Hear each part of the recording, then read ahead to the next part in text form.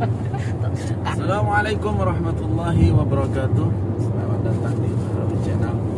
Hari ini kita bertiga, Izomaki dan Mustafa Hadi, kita akan ke airport hari ini menjemput kedatangan calon jamaah, insyaallah by SV 817, landing sekitar jam 17.00 waktu Jeddah. Setelah itu di karantina 3 hari. Nanti kita akan wawancara apa saja persyaratannya waktu berangkat dari Indonesia. Dan jangan lupa sebelum melanjutkan video ini di subscribe, like, dan share. Itu yang paling penting, karena kalau kita bikin video tanpa di subscribe, nanti ketinggalan video-video yang akan datang. Oke, ikutin terus. Assalamualaikum.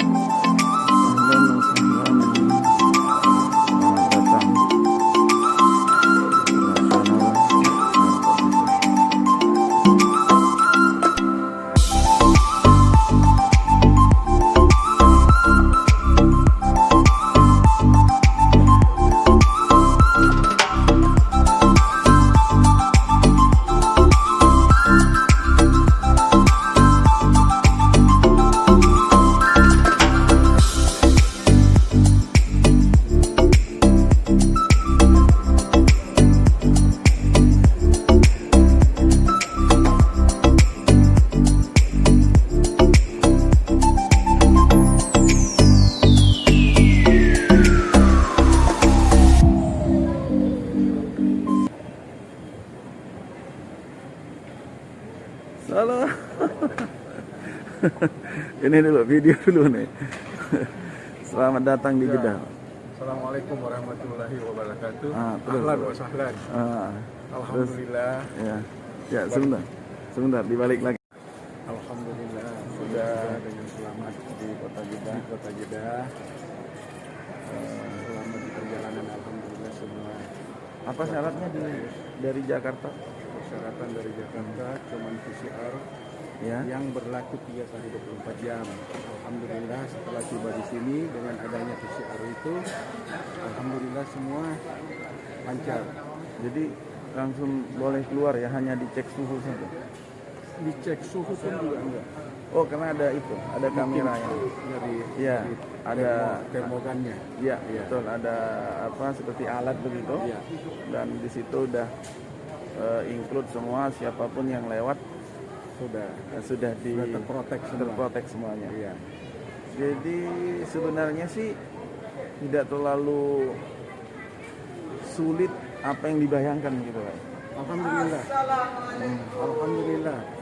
Jadi awalnya sih karena baru kesini lagi selama pandemi.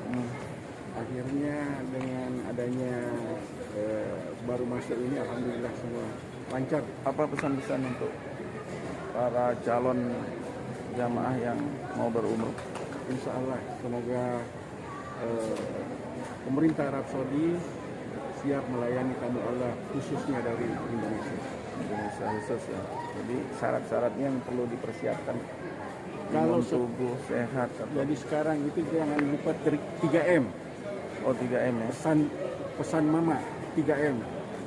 Jadi pakai masker, mencuci tangan. Ya, karena kalau tidak pakai masker 1.000 rial di sini dendanya. Itu permasalahannya. Jadi kalau bukan hanya sehat aja, tapi didenda. Jadi alhamdulillah dapat info dari Pak Khalid. Ini juga warning buat saya yang baru datang. Iya. Harus senantiasa selalu memakai masker.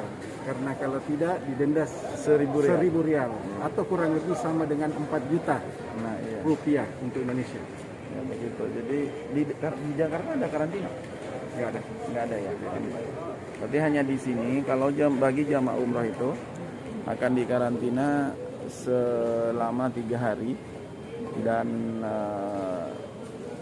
apa namanya, kalau melanggar itu dendanya sekitar 5.000 rial. Waduh, Tinggi.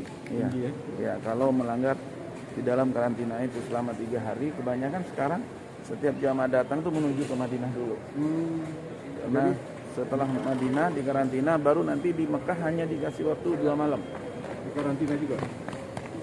Tanpa di karantina. Jadi 2 malam atau 3 malam setelah melaksanakan umroh 1 kali. Iya.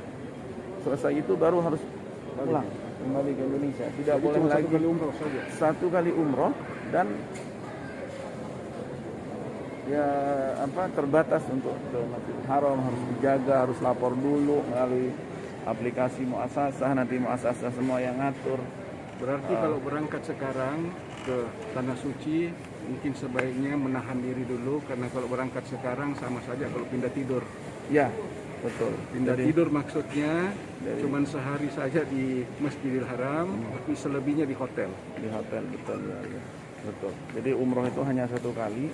Kalau untuk sholat bisa mendaftar melalui aplikasi muasasah. Ya. Jadi muasasah nanti yang akan mengatur sholatnya. Sholat 5 waktu itu apakah setiap 5 waktu atau hanya mungkin mengambil subuh atau malam, nah, nanti bisa diatur oleh aplikasi muasasah yang mengatur, karena tidak perlu lagi mendaftar diri. Terus yang ini yang mendaftar ini sekarang yang untuk umroh itu dibatasin juga? Di umroh itu hanya 1 kali. 1 kali. Ya. Yang Yang mukim ada iktimarna namanya. Iktimarna. Nah, iktimarna itu nanti mendaftar di situ, dan mereka yang atur. yang menentukan nanti di sistem itu tanggalnya berapa dan hari apa. Apa namanya, tidak bisa juga kita yang ada di sini juga setiap hari. Iya, serta Harus serta merta tetap ikut kebijakan dari kebijakan Arab Saudi, karena informasi yang terupdate itu tanggal 1 Januari baru dibuka semuanya. Nah, dibuka semuanya itu seperti apa? Kita nantikan nanti. Kita nantikan setelah 1 Januari. Apakah apa ininya, syarat-syaratnya? Tapi tadi saya nggak tahu ada yang dari Indonesia. Ada. Jamaah umroh ada.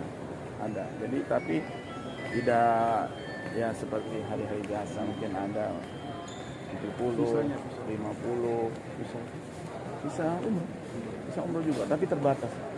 Karena muasasah yang lama itu kebanyakan yang belum bisa online. Karena ada di tahun 1441